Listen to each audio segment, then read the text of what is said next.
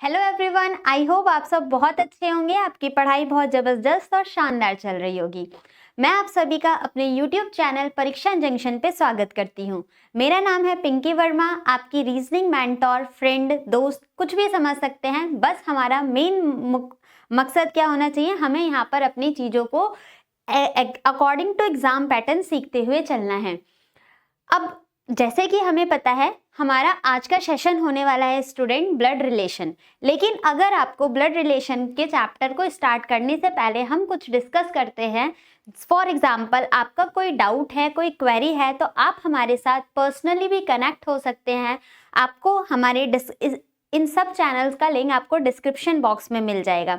आप ट्विटर पे कनेक्ट हो सकते हैं, इंस्टाग्राम पे, व्हाट्सएप पे, थ्रेड पर, आपके टेलीग्राम चैनल पे, कहीं पर भी आप हमसे कनेक्ट हो सकते हैं। अपने डाउट और अपनी क्वेरी को सॉल्व कर सकते हैं।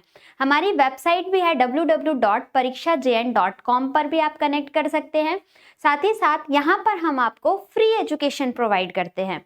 साथ लाइव और रिकॉर्डेड वीडियो दोनों आपको चैनल पे मिल जाएंगी। हम अभी जो टारगेट लेके चल रहे हैं एसएससी सीजीएल के बेस के अकॉर्डिंग हम अपना टॉपिक को कंप्लीट कर रहे हैं। रीजनिंग के इस सेशन में आप सभी का स्वागत करती हूँ। रीजनिंग का आज सेशन होने वाला है हमारा परीक्षा जंक्शन चैनल पे ब्लड रिलेशन का। सेशन को स्टार्ट करने से पहले मेरी एक रिक्वेस्ट है छोटी सी कि आप सेशन को लाइक कर दें, चैनल को सब्सक्राइब कर ले और बेल आइकन को प्रेस कर दे ताकि आपको हर सेशन का नोटिफिकेशन आप तक जाता रहे। आइए चलते हैं, अपने सेशन को आगे बढ़ाते हैं। ब्लड रिलेशन, नाम से ही पता चलता है रक्त संबंध। जो ब्लड के रिलेटेड रिलेशन होते हैं हमें उनके बारे में डिस्कस करना है आज के सेशन में। आगे प्रोसीड करते हैं अपने सेशन को। आपके सामने एक बहुत ही मोटिवेशन चीज रखी हुई है, द वर्ड्स विच में इंस्पायर। ऐसे स्टार्ट करने से पहले हमारे अंदर एक मोटिवेशन होना चाहिए जिससे हम चीजों को बेहतरीन तरीके से सीख पाए। 4 स्टेप सक्सेस। आपको सक्सेस पाने के लिए 4 स्टेप को फॉलो करना होगा। सुनने में बहुत आसान है कि सिर्फ 4 ही स्टेप तो फॉलो करना है, लेकिन इस स्टेप को फॉलो करने के लिए आपका इनर मोटिवेशन इतना स्ट्रांग होना चाहिए ताकि हम इस चीज को बहुत अच्छे से फॉलो कर पाए। कौन कौन से आपके 4 स्टेप हैं? पहला स्टेप है कॉन्फिडेंस। जो आपका स्टूडेंट कॉन्फिडेंस होना चाहिए वो आपका बिल्कुल स्ट्रांग होना चाहिए। ओवर कॉन्फिडेंस भी नहीं होना है और अपने को लोअर कॉन्फिडेंस भी फील नहीं करना है। आपका कॉन्फिडेंस बिल्कुल हाई होना चाहिए। अगर आपने कोई एक टॉपिक कंप्लीट किया है, फॉर एग्जांपल जो हमने प्रीवियस टॉपिक किए थे, इनइक्वालिटी चैप्टर किया, ऑर्डर रैंकिंग चैप्टर किया और डायरेक्शन डिस्टेंस के चैप्टर को हमने डिस्कस किया था, तो आपका कॉन्फिडेंस ऐसा होना चाहिए मेरे सामने इन चैप्टर से रिलेटेड किसी भी तरीके का क्वेश्चन आप रख दो, I am able to solve that. मैं उसको सॉल्व करने के लिए सक्षम हूं। ऐसा आपका कॉन्फिडेंस होना चाहिए विद इन अ टाइमर। क्यों? क्योंकि जो भी आपके कॉम्पिटिटिव एग्जाम होते हैं, आपका कंपटीशन किसी पर्सन से नहीं है, आपका कंपटीशन टाइमर है। तो आपको उस टाइमर को बीट करना है। तो इस तरीके का कॉन्फिडेंस आपके अंदर बिल्डअप होना चाहिए। सेकेंड पार्ट है आप consistency, the most and important, consistency and persistence. आपको अपनी चीजों पे कंसिस्टेंट रहना है। एग्जाम्पल, अगर आप ये कोशिश मत करो कि आपको 5 घंटे 10 घंटे पढ़ाई करनी है, इससे कुछ नहीं होने वाला। आप 5 घंटे पढ़ रहे हो लेकिन जो आप पढ़ रहे हो वो आपके यूजफुल ही नहीं है, उसका कोई वर्थफुल ही नहीं रिजल्ट इम्पैक्ट आ रहा है, तो वहां से इस चीज का कोई मतलब नहीं। कंसिस्टेंसी, अगर आप 2 घंटे पढ़ रहे हो तो उस 2 घंटे को आप कंटिन्यू करो जब तक आपके हाथ में सिलेक्शन लेटर नहीं आ जाता, आपका ज्वाइनिंग लेटर नहीं मिलता है, सेलेक्टेड स्टूडेंट एस्पिरेंट के कैटेगरी में आप इंक्लूड नहीं होते हो, जब तक उस कंसिस्टेंसी को मेंटेन करना है। ऐसा नहीं 1 हफ्ते का आपने टारगेट बनाया, 3 दिन में हमने पढ़ाई करी, बाकी 3 दिन हमने छोड़ दिया, तो ऐसा नहीं करना है। आपको 2 घंटे या 3 घंटे पढ़ रहे हो लेकिन उसको रेगुलरिटी के साथ मेंटेन करो, ठीक है? कंसिस्टेंसी को मेंटेन करो। कंसिस्टेंसी से आप बहुत बड़ा मुकाम हासिल कर सकते हो। नेक्स्ट है आपका कमिटमेंट। अपने आप से कमिटमेंट करो। अगर आपने ठान लिया है आज मुझे रीजनिंग के 100 क्वेश्चन रात तक करने ही हैं, आप अपना डेली सुबह मॉर्निंग में उठते हो टू डू लिस्ट बनाओ और लिस्ट बनाने के साथ साथ उस टू डू लिस्ट को बिना कंप्लीट किए आपको सोना नहीं है। चाहे उस टू डू लिस्ट को कंप्लीट करने के लिए सुबह के 4 क्यों ना बज जाए, 5 क्यों ना बज जाए, लेकिन जो आपने अपने आप से कमिटमेंट की है उस कमिटमेंट को आपको पूरा करना है। ठीक है स्टूडेंट, तो अपने कमिटमेंट पे, कॉन्फिडेंस पे, कंसिस्टेंसी पे, और the last one is belief, अपने ऊपर विश्वास रखो। मैं कर सकता हूँ, मैं ही करके दिखाऊंगा। अपने आप को एक टाइम पीरियड के अंदर बांधो कि मेरे को 6 महीने हैं या 1 साल है, इससे ज़्यादा आपको नहीं बढ़ना है। 6 महीने में या फिर 1 साल में मुझे अपना ज्वाइनिंग लेटर चाहिए, मुझे अपना सिलेक्शन लेना है। तो उस चीज़ के लिए आपको अपने ऊपर विश्वास होगा।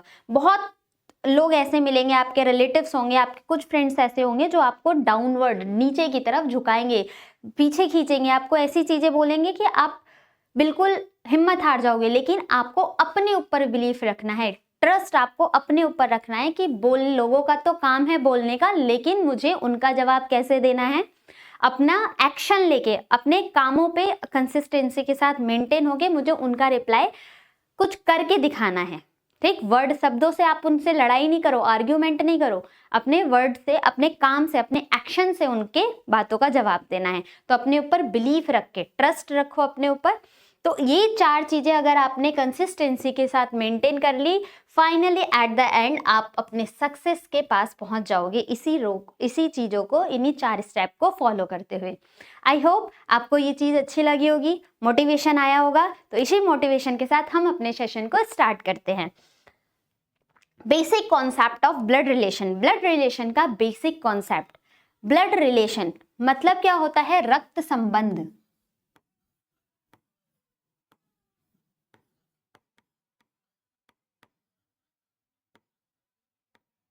रक्त संबंध, यहाँ पर हम सिर्फ रक्त संबंध रिश्तों को ही नहीं पढ़ते हैं। रक्त संबंध में आपका खून का रिश्ता आपके भाई बहनों से है, पेरेंट्स से है, दादा दादी से है, हमें सिर्फ उनके बारे में ही नहीं पढ़ना है।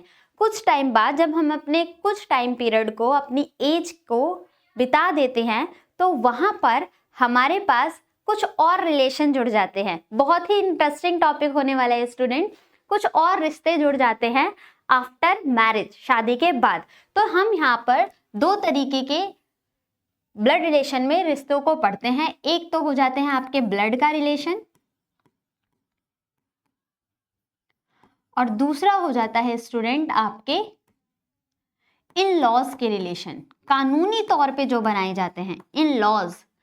ठीक, sister in laws, father in law, mother in law. तो उन रिश्तों को पढ़ने के लिए हमने इस ब्लड रिलेशन के कॉन्सेप्ट को 2 पार्ट में डिवाइड किया। ब्लड रिलेशन जो हमारे खुद के रिश्ते होते हैं, और अपनी शादी के बाद के जो रिश्ते होते हैं, चाहे वो एक मेल मेंबर हो चाहे वो फीमेल मेंबर हो, दोनों ही तरफ से इन लॉज आते हैं।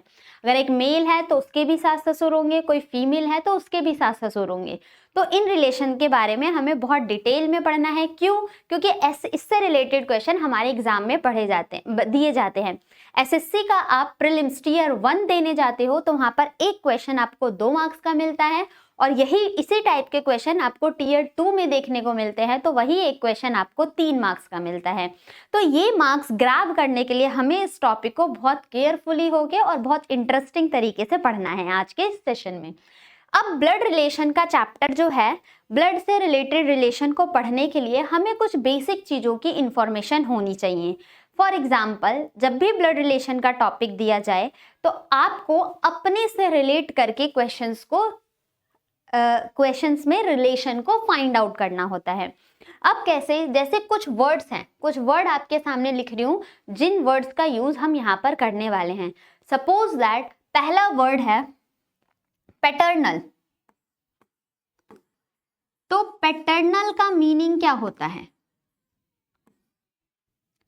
पैटर्नल रिलेशन आपसे पूछा जाए तो पैटर्नल का मीनिंग क्या है?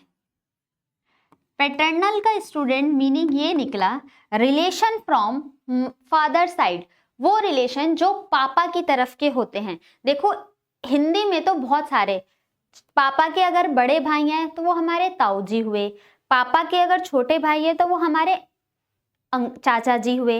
लेकिन इंग्लिश में सिर्फ एक ही वर्ड यूज किया जाता है, चाहे वो ताऊ जी हो, चाहे वो चाचा जी हो, चाहे वो मामा, मौसा, फूफा, कुछ भी हो, उनके लिए सिर्फ एक ही वर्ड यूज किया गया है, दैट इज अंकल। अंकल के नाम से जानते हैं। अब हम कैसे डिसाइड करें कि वो मामा है या फिर वो चाचा या ताऊ जी हैं, ये हम कैसे डिफाइन करेंगे? तो उसके लिए हमारे पास कुछ वर्ड दिए गए हैं जिसको हम डिस्कस करने वाले हैं। आपका वर्ड है पैटर्नल रिलेशन। पैटर्नल रिलेशन क्या होता है स्टूडेंट? रिलेशन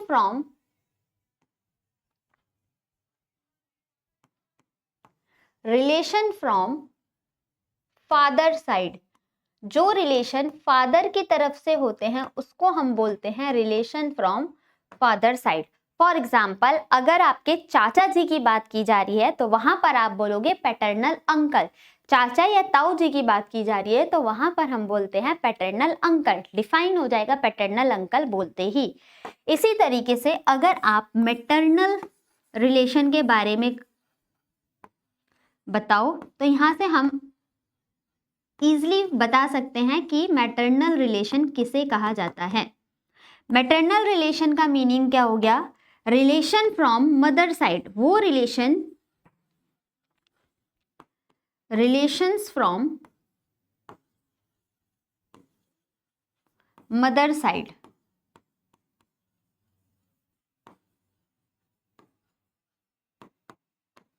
आपकी जो मम्मी की तरफ से रिलेशन होते हैं उसको बोला जाता है maternal relation.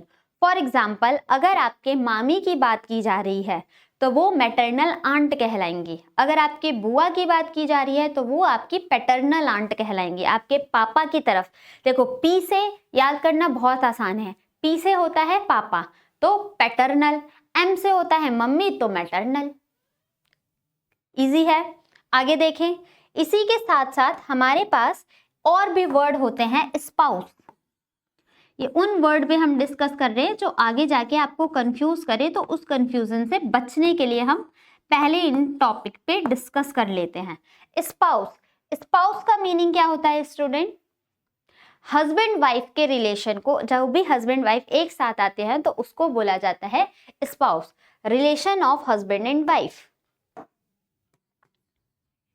Relation of husband and wife.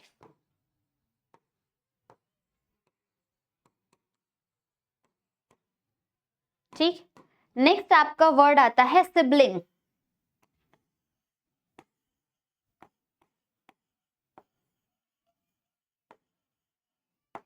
Sibling क्या होता है स्टूडेंट? सिबलिंग का मतलब होता है जो आपके सगे भाई बहन हैं। ठीक, भाई बहन आपके कजन भी तो होते हैं, चाचा के बच्चे, मामा के बच्चे, बुआ के बच्चे, मौसा मौसी के बच्चे, तो ये सब आपके कजन होते हैं। लेकिन सिबलिंग जो आपके खुद के पेरेंट्स के बच्चे हैं, आपके सगे भाई बहन जो है, उनको बोला जाता है सिबलिंग।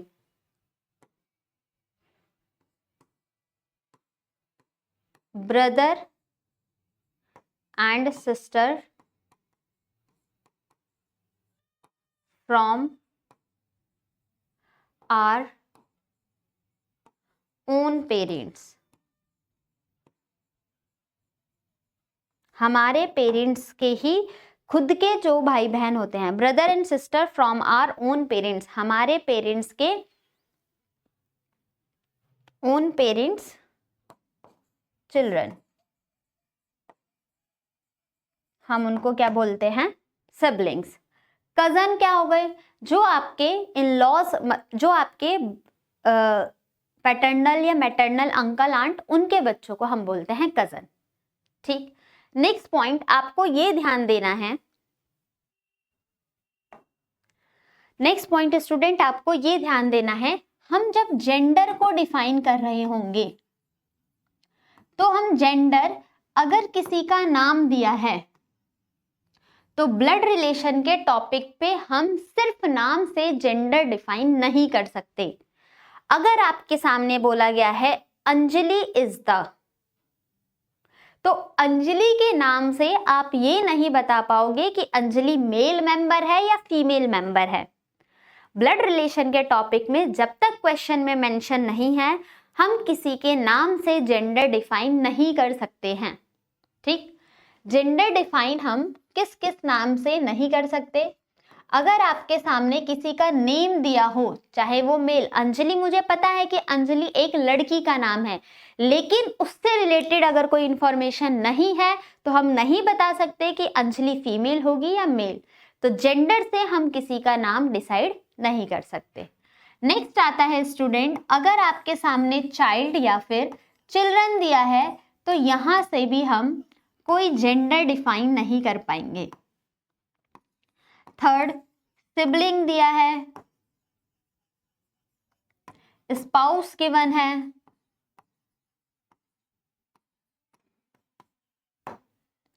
या फिर आपका कजन वर्ड गिवन है, तो इन वर्ड से हम किसी के जेंडर को डिफाइन नहीं कर पाते हैं। ये वो वर्ड्स है जिनसे हमें जेंडर नहीं पता चलता है कि कौन मेल है और कौन फीमेल है। ये पता करने के लिए इसके आगे की इंफॉर्मेशन जो भी दी जाएगी तब हम बता सकते हैं कि मेल होगा या फीमेल। ठीक, अब जब हम क्वेश्चन सॉल्व कर लेते हैं, नेक्स्ट देखते हैं टाइप्स ऑफ क्वेश्चन। आपके ब्लड रिलेशन में किस तरीके के क्वेश्चन फ्रेम किए जाते हैं? Types of questions. Blood relation में आपके एग्जाम में किस तरीके के क्वेश्चन पूछे जाते हैं? तो हमारे पास 3 टाइप के क्वेश्चन की फ्रेमिंग होती है। 3 टाइप के क्वेश्चन कौन कौन से हैं? आपका type 1 puzzle based, puzzle based question पूछा जाता है। टाइप 2 इज पॉइंटेड फॉर्म,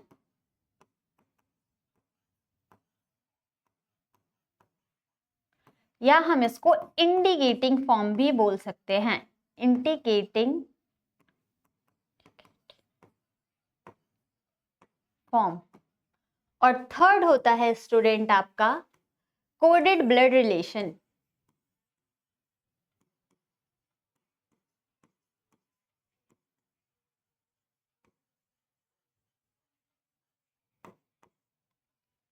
ये 3 टाइप के क्वेश्चन आपके ब्लड रिलेशन टॉपिक से पूछे जाते हैं आपके एग्जाम्स में। First one is puzzle based, जहां पर आपको एक पैराग्राफ दिया जाएगा 3 लाइन का, 4 लाइन का, 5 लाइन का, और उस पे बेस्ड हमें बनाना होता है एक फैमिली ट्री। और फैमिली ट्री बनाते टाइम हम कुछ चीज़ों को अभी डिस्कस करेंगे। जब आप फैमिली ट्री बना रहे होगे, उन स्टेटमेंट को रीड कर करके हमें फैमिली ट्री बनाना है, और फैमिली ट्री से जो भी क्वेश्चन पूछा जाए हमें उसका आंसर देना होता है। Next, pointed form, most important questions from here.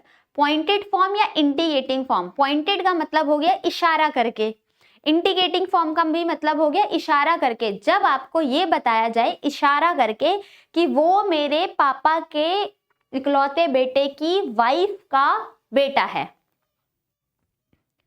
ठीक, वाइफ का बेटा है, तो यहां से ये डायरेक्ट नहीं बताया गया, यहाँ पर चीजों को घुमा के आपके सामने रखी जा रही है। आपको करना चीजें वही फॉलो करनी है, और इन चीजों को फॉलो करने के लिए आपका बेसिक कॉन्सेप्ट मजबूत होना चाहिए, तब हम इन चीजों को एक एक करके आइडेंटिफाई कर पाएंगे। तो यहाँ पर हमें रिलेशन को रिलेट करना होता है, और इसको भी कैसे रिलेट करेंगे वो भी हम फ्लो डायग्राम अपने फैमिली ट्री की हेल्प से सीखने वाले हैं। नेक्स्ट आपका कोडेड फॉर्म। जो कोडेड फॉर्म का क्वेश्चन है स्टूडेंट, कोडेड फॉर्म में भी आपको क्वेश्चन को सॉल्व करने के लिए डायरेक्शन गिवन होती है। उन डायरेक्शन में हमें जो रिलेशन है वो डायरेक्ट नहीं बताया जाता, उन रिलेशन को किसी सिंबल के थ्रू, किसी सिंबल से रिप्रेजेंट करके हमें डिनोट किया जाता है, जहां से हम क्वेश्चन को विदाउट डायग्राम भी सॉल्व कर सकते हैं। कुछ कॉन्सेप्ट के बारे में डिस्कस करेंगे जब हम ये वाला टॉपिक कर रहे होंगे कोडेड ब्लड रिलेशन, वो भी बहुत इंटरेस्टिंग है। आप एक बार सीख गए तो आपका आंसर ऐसे ही आ जाएगा, विद इन अ सेकेंड्स आप आंसर निकाल सकते हो। अब जब हम पजल बेस्ड, पॉइंटेड फॉर्म और ये सारे क्वेश्चंस को सॉल्व कर रहे होते हैं तो हमें यूज आता है फैमिली ट्री का, और कुछ सिंबल का यूज करते हैं। उन सिंबल के अकॉर्डिंग हम चीजों को रिलेट कर पाते हैं, डिनोट करते हैं। किस तरीके से? जब भी आपके किसी भी स्टेटमेंट में कोई भी इंफॉर्मेशन गिवन है, जब आप डेटा को रीड कर रहे हो तो रीड करते टाइम अगर हमें ये पता चल रहा है किसी स्टेटमेंट से कि कोई मेल मेंबर है, अगर किसी स्टेटमेंट से मुझे ये इंफॉर्मेशन मिलती है कि कोई मेल मेंबर है, तो मेल मेंबर को डिफाइन करने के लिए मुझे सिंबल यूज करना है प्लस। ठीक, ऐसी किसी स्टेटमेंट को रीड करने के बाद मुझे ये पता चलता है कि कोई पर्सन है वो फीमेल आ रहा है, तो फीमेल के लिए मुझे सिंबल यूज करना है माइनस का। थर्ड, अगर आप मैरिड कपल को रिप्रेजेंट कर रहे हो, कपल नहीं लिखा, मैरिड कपल लिखा है, वरना आपके दिमाग में बहुत सारी चीजें दौड़ रही होती। मैरिड कपल, अगर मैरिड कपल को रिप्रेजेंट करना है तो मैरिड कपल को रिप्रेजेंट करने के लिए हम यूज करते हैं पैरेलल रो, डबल लाइन। एक हो जाएगा प्लस दैट इज मेल और एक हो जाएगा माइनस। Got it? अगर आप सेम जनरेशन को रिप्रेजेंट कर रहे हो, सेम जनरेशन को रिप्रेजेंट करने के लिए हम सिंबल यूज करते हैं horizontal single line. Male same generation का मतलब क्या हो गया? जो आपके ही पीढ़ियों में पर्सन आते हैं। फॉर एग्जाम्पल भाई भाई, कजन हो गए, बहन बहन, brother in law, sister in law, ये सारे आपके सेम जनरेशन में हो रहे होते हैं, तो इनको रिप्रेजेंट करने के लिए हम सिंगल लाइन का यूज करते हैं। नेक्स्ट, अगर आपको जनरेशन गैप को रिप्रेजेंट करना है, अगर आपको जनरेशन गैप को रिप्रेजेंट करना है, जनरेशन गैप मतलब जो पीढ़ियां चली हुई आ रही हैं उसको रिप्रेजेंट करने के लिए हम वर्टिकल लाइन का यूज करते हैं। फॉर एग्जाम्पल अगर कोई ये फर्स्ट जनरेशन है तो फर्स्ट जनरेशन के बाद सेकंड जनरेशन नीचे आएगी, तो सेकंड जनरेशन को हम इस वर्टिकली लाइन से रिप्रेजेंट कर रहे होंगे।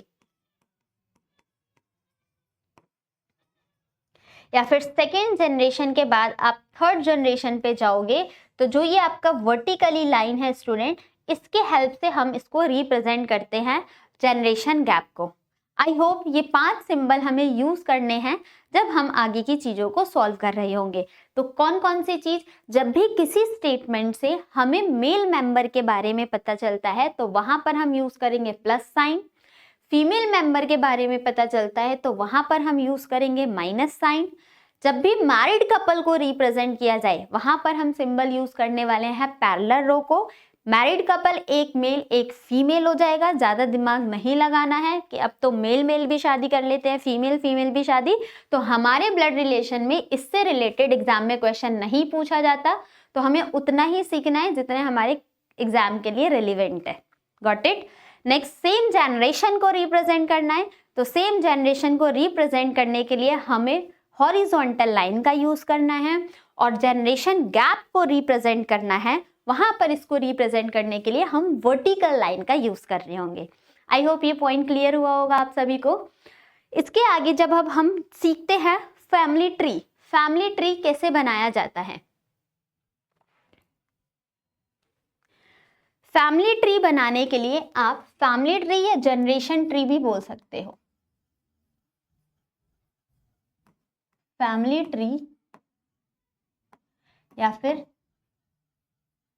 जनरेशन ट्री भी हम इसको बोल सकते हैं। Most and important information we will learn from here. अब हम यहाँ से बहुत ही इंपॉर्टेंट चीज़ों को डिस्कस करने वाले हैं, ध्यान से सुनना। पहला पॉइंट, जो भी हम रिलेशन को रिलेट कर रहे हैं वो अपने आप से रिलेट करके ही रिलेशन को आइडेंटिफाई करेंगे। जो हमारे खुद के रिलेशन है वहां से हम कनेक्ट करेंगे।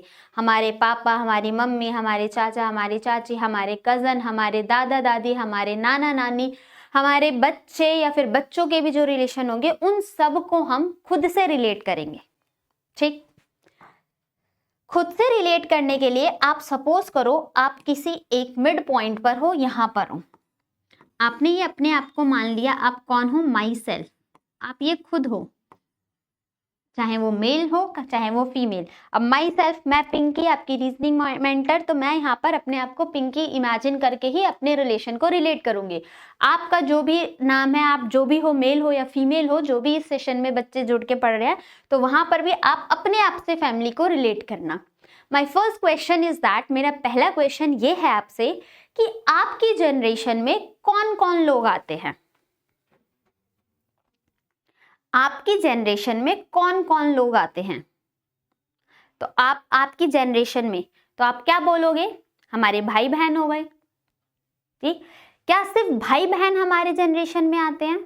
नहीं, हमारे जनरेशन में एक तरफ मैं मेल को डिफाइन करूंगी, एक तरफ मैं फीमेल को डिफाइन करूंगी, बट कुछ भी कंपलसरी ऐसा नहीं है कि आप इसी तरीके से डिफाइन कर रहे होगे। आप मेल फीमेल को इधर उधर कर सकते हो, कोई फर्क नहीं पड़ेगा, सिर्फ जनरेशन सेम होनी चाहिए। ठीक, तो अगर मैं मेल मेंबर की बात करूं तो मेरे ही जनरेशन में अगर कोई मेल आएगा तो वो कौन हो जाएगा, मेरा ब्रदर, साथ साथ मेरा brother in law. Brother in law भी तो मेरी ही एज का होगा, मेरी ही जनरेशन का होगा। अब ब्रदर इन लॉ आपके जीजा जी भी हो सकते हैं, आपका कोई साला है वो भी हो सकता है, दैट्स मीन्स आपकी बहन का जो हस्बैंड है वो भी हो सकते हैं, या फिर आपका जो रिलेशन है इन लॉस का, वहां से भी आपका कोई भी ब्रदर इन लॉ यहाँ पर हो सकता है।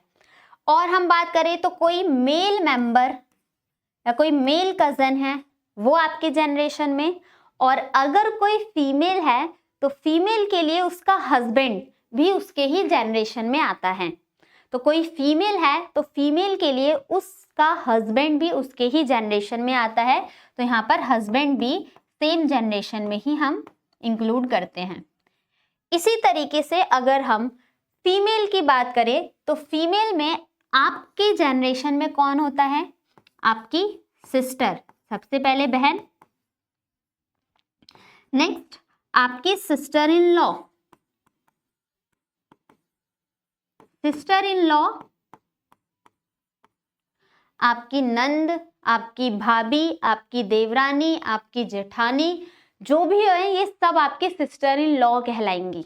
ठीक, नेक्स्ट कोई फीमेल कजन है तो वो फीमेल कजन आपकी ही जनरेशन में होगी, और किसी मेल मेंबर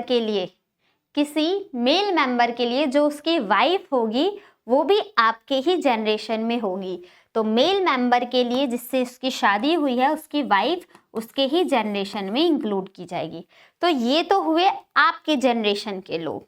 ठीक, अगर हम इनके जनरेशन से एक जनरेशन ऊपर जाते हैं, अगर आप इनके जनरेशन से एक जनरेशन ऊपर जाते हो तो कौन मिलेंगे, सोचो, आपसे एक पीढ़ी ऊपर कौन मिलेंगे, आपके पेरेंट्स।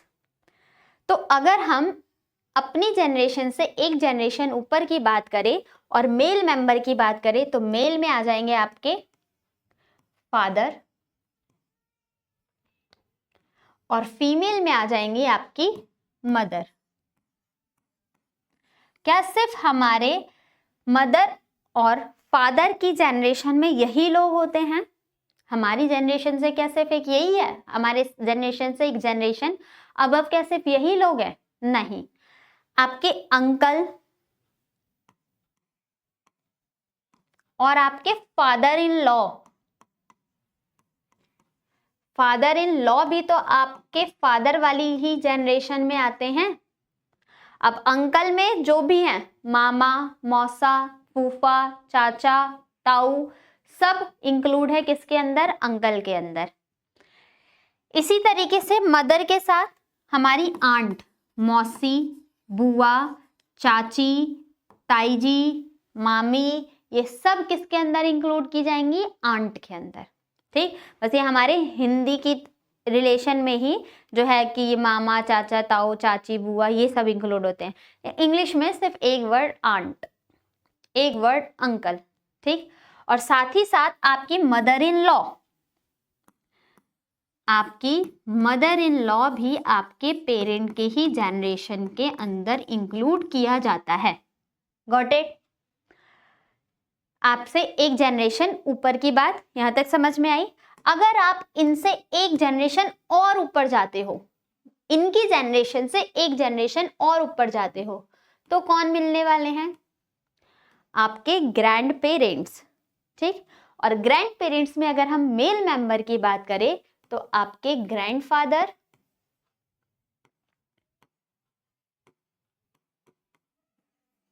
और फीमेल में बात करें तो आपकी ग्रैंड मदर।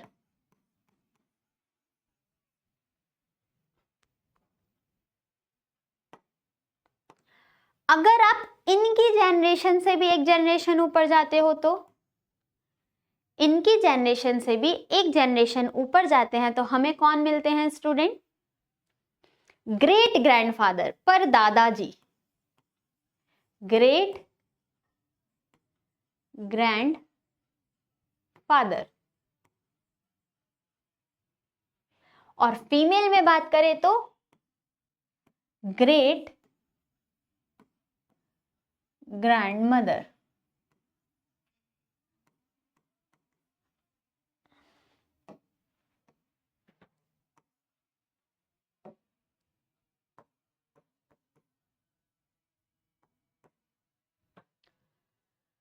अब इससे ऊपर वाली जनरेशन के बारे में आपसे नहीं पूछा जाता आपके एग्जाम में, तो इतना ही पूछा जाएगा, ठीक। तो ये नहीं बोलना कि इसके ऊपर वाली जनरेशन को क्या बोला जाएगा, इससे ऊपर वाली जनरेशन के इससे रिलेटेड आपके एग्जाम में क्वेश्चंस नहीं पूछे जाते हैं। ये तो हमसे ऊपर ऊपर जनरेशन की बात हो गई, लेकिन अगर हम अपनी जनरेशन के नीचे आते हैं तो अगर आप अपनी जनरेशन के नीचे आते हो तो कौन कौन से रिलेशन मिलने वाले हैं? आप अपनी जनरेशन के नीचे आते हो तो मेल मेंबर की बात करें तो आपका बेटा सन, आपका दामाद सन इन लॉ, अभी नहीं है, बाद में तो हो ही जाएंगे, जब आपके बच्चे बड़े होंगे तब तो हो जाएंगे ना, तो वो भी तो आपकी जनरेशन से नीचे वाली एक जनरेशन नीचे यूज में आएंगे। दैट्स मीन्स आपका सन, सन इन लॉ, और एक वर्ड होता है नेफ्यू। नेफ्यू किसे बोला जाता है? भतीजे को या फिर भांजे को। आपका जो भाई है और भाई के जो बच्चे होंगे वो आपका भतीजा लगेगा, या आपकी बहन है, बहन का जो बेटा होगा वो आपका भांजा लगेगा। तो भांजे को या फिर भतीजों को हम वर्ड देते हैं इंग्लिश में, उन्हें बोला जाता है नेफ्यू। Got it? अगर हम फीमेल की बात करें तो फीमेल में आपकी जनरेशन से एक जनरेशन नीचे कौन स्टूडेंट? आपकी डॉटर, ठीक। और कौन कौन आ जाएगा? आपके डॉटर इन लॉ, बहू,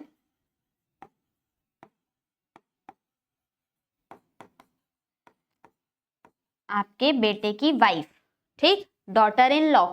और इसी तरीके से इंग्लिश में एक और वर्ड आता है हमारा नीस। नीस किसे बोला जाता है? नीस आपकी भतीजी या फिर भांजी, आपके भाई की बेटी, आपके भाई की बेटी, उसको क्या बोला जाएगा? भतीजी। दैट मीन्स नीस। आपके बहन की बेटी, आपकी कोई सिस्टर है और सिस्टर की भी बेटी है, उसको भी हम बोलेंगे भांजी। तो भतीजी हो या फिर भांजी हो, इंग्लिश में एक ही वर्ड है, that is niece. I hope clear हुआ होगा। तो ये ओवरऑल आपका फैमिली ट्री है। इन्हीं से हमें रिलेशन का गैप को मेंटेन करके अपने फ्लो डायग्राम पे काम करना है। कुछ और चीजों का आगे डिस्कस करते हैं। आई होप ये पॉइंट क्लियर हुआ होगा। नोट करते चलना, प्रॉपर नोट्स मेंटेन करना। आपको चीजें समझ में आ रही हैं और सेशन अच्छा लग रहा है तो प्लीज सेशन को लाइक और सब्सक्राइब भी करते चलना, ठीक है। आगे देखते हैं।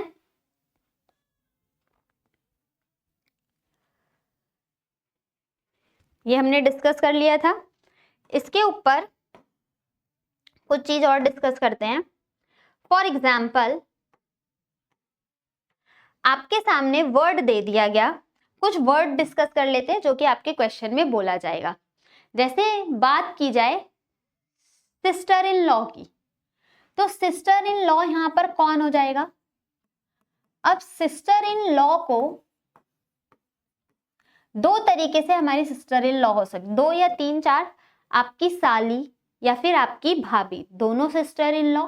तो सिस्टर इन लॉ होने के आपकी बहन से जिससे आपकी शादी हुई है, उधर शादी के बाद के जो रिलेशंस होंगे वो सिस्टर इन लॉ।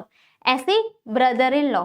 आपके एग्जाम में स्टेटमेंट कैसे आने वाली है स्टूडेंट? स्टेटमेंट आपको इस तरीके से मिलेगी, जैसे बोल दिया गया है A is the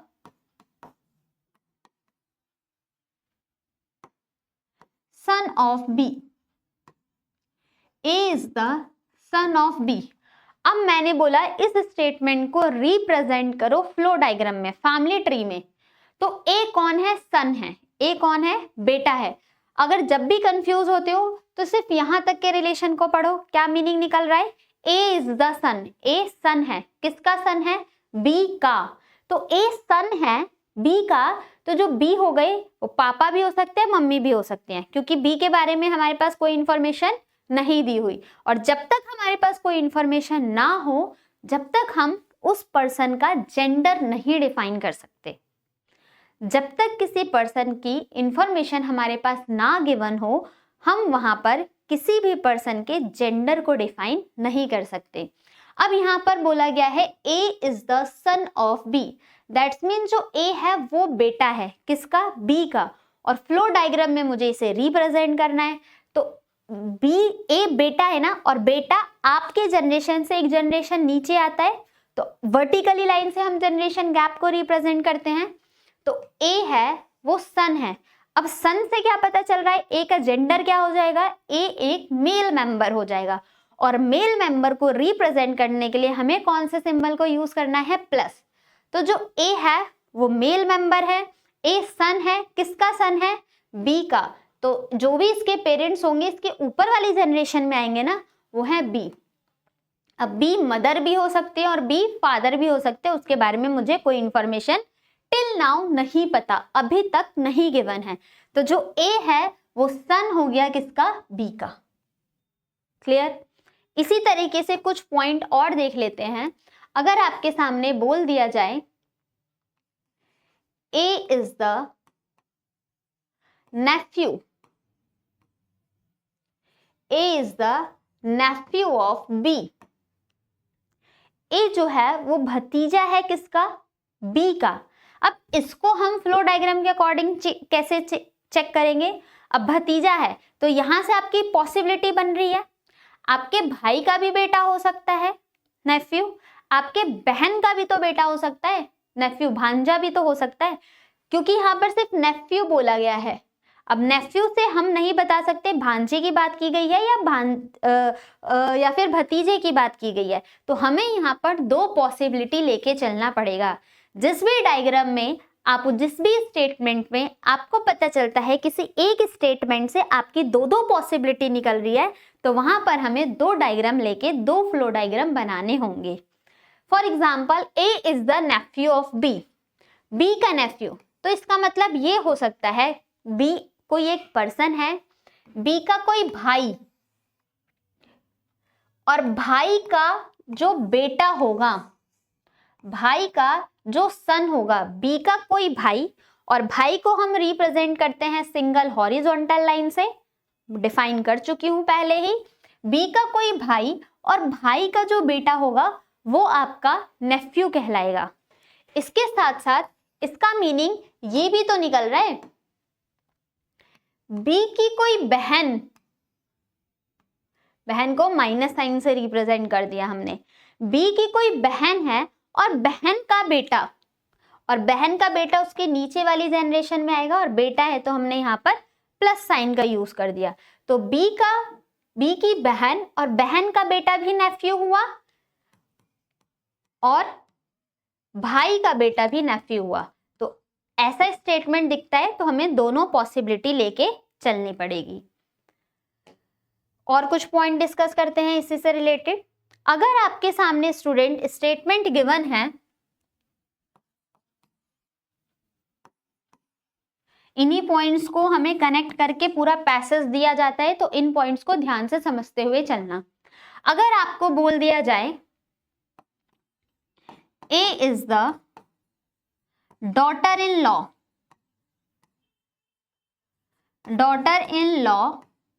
of B, A daughter in law है। अब डॉटर इन लॉ का मतलब क्या हुआ? बहू है, ठीक। तो आपका बेटा और बेटे की जो वाइफ होगी वो आपकी बहू कहलाएगी, डॉटर इन लॉ। अब इसको हम फ्लो डायग्राम में कैसे रिप्रेजेंट करेंगे, अपने फैमिली ट्री में कैसे रिप्रेजेंट करेंगे? तो A is the daughter in law, जो A है वो बहू है किसकी? B की। तो B एक पर्सन है, B का बेटा, तो उसके नीचे वाली जनरेशन में आएगा, और जनरेशन जब चेंज होती है तो हम वर्टिकली लाइन से रिप्रेजेंट करते हैं, और बेटा है तो हमने यहाँ पर प्लस साइन यूज किया गया है। B का जो बेटा और इस बेटे की जिससे शादी हुई है, मैरिड कपल को हम पैरेलल लाइन से रिप्रेजेंट करते हैं, हॉरिजेंटल पैरेलल लाइन हमने ड्रॉ किया, और जो इसकी वाइफ है ये डॉटर इन लॉ हुई, और ये डॉटर इन लॉ कौन है? A। तो A is the daughter in law, तो B के बेटे की जो वाइफ है वो B की डॉटर इन लॉ लगेगी। तो इस तरीके से हमें रिलेशंस को रिलेट करना होता है, इन्हीं का आगे यूज होने वाला है। अब हमने कुछ पॉइंट डिस्कस किए थे, क्या आप मुझे बताओगे? डायरेक्शन डिस्टेंस में हमने ये पॉइंट यूज किया था, और मैंने ये बताया था कि इन पॉइंट्स का यूज आपको ब्लड रिलेशन का जब हम चैप्टर कर रहे होंगे वहां पर भी यूजफुल होने वाला है। एक बार फिर से उन पॉइंट्स को लेके चलते हैं।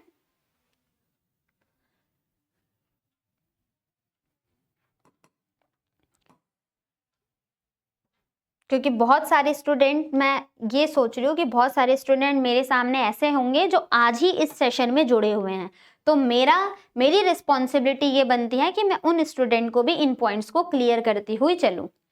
पहला पॉइंट,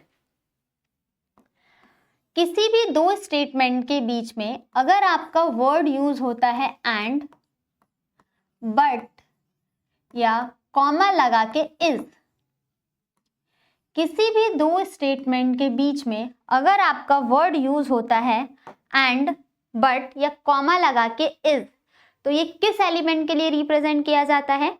ये रिप्रेजेंट किया जाता है हमारे फर्स्ट एलिमेंट के लिए। इट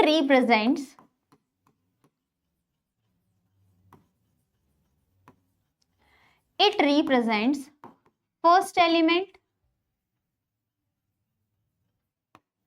या फारदेस्ट, जो दूर वाला एलिमेंट होता है उसके लिए यूज किया जाता है। एग्जाम्पल, आपके सामने एग्जाम्पल गिवन है, A is the son of B and brother of C. A is the son of B and brother of C. दो स्टेटमेंट आपके सामने स्टूडेंट गिवन है, एक स्टेटमेंट ये हो गई है और दूसरी स्टेटमेंट ये हो गई है। इन दो स्टेटमेंट के बीच में हमारा वर्ड क्या आ रहा है? एंड। तो जो ये एंड के आगे वाली इंफॉर्मेशन है, ये किसे डिफाइन कर रही है? फर्स्ट एलिमेंट, और फर्स्ट एलिमेंट हमारा कौन है? A। ठीक, इट रिप्रेजेंट फर्स्ट एलिमेंट या तो फारदेस्ट एलिमेंट, तो एंड, बट और इसके जो दूर वाला एलिमेंट होगा उसके लिए रिप्रेजेंट किया जाएगा। Got it? A is the son of B and brother of C। तो एंड के आगे वाली इंफॉर्मेशन डिफाइन करती है फर्स्ट एलिमेंट के लिए। इसका मतलब क्या हुआ कि ब्रदर ऑफ C, कौन ब्रदर है C का? तो वो हो जाएगा A के बारे में हमारे पास इंफॉर्मेशन दी है। अब आप इसका फ्लो डायग्राम बनाओगे, इसकी फैमिली ट्री बनाओगे, तो कैसे हम रिप्रेजेंट करेंगे? A is the son of B। A son है, तो सन के लिए हमने मेल मेंबर है तो प्लस, किसका सन है? B का, तो B कहां पर आ जाएगा? ऊपर वाली जनरेशन में। A is the son of B and brother of C। जो A है ये भाई हो जाएगा किसका? C का, और भाई को हम रिप्रेजेंट करते हैं हॉरिजॉन्टल लाइन से। इससे हम ये भी मतलब निकाल सकते हैं कि B के दो बच्चे हो गए। ये अगर ये C का भाई, A जो है वो C का भाई है, तो इसके पेरेंट्स भी तो यही हो जाएंगे, ब्रदर बोला गया है। तो A और C के बारे में हम कुछ भी नहीं बता सकते। C भाई भी हो सकता है, C बहन भी हो सकती है। क्यों? क्योंकि C से रिलेटेड मुझे कोई इंफॉर्मेशन नहीं गिवन। बी आपका फादर भी हो सकते हैं, आपकी मदर भी हो सकती हैं, क्योंकि बी से भी रिलेटेड आपके सामने कोई इंफॉर्मेशन नहीं गिवन है। तो सिर्फ ए के बारे में हमारे पास जेंडर डिफाइन है कि ए एक मेल मेंबर हो जाएगा। क्लियर हुआ है? इसी के साथ साथ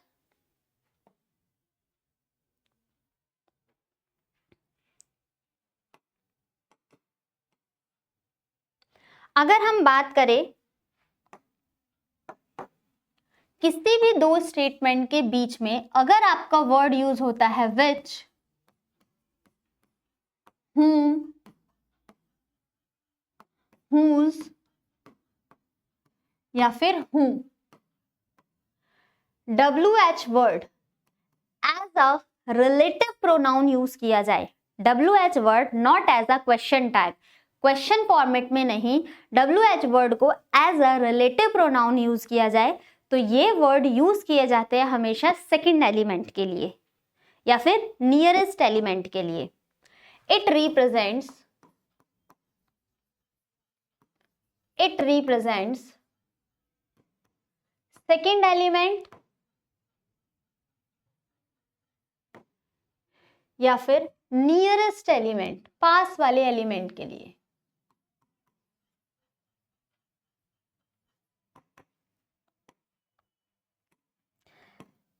फॉर एग्जाम्पल, सेम पुराना वाला एग्जाम्पल लेते हैं हम।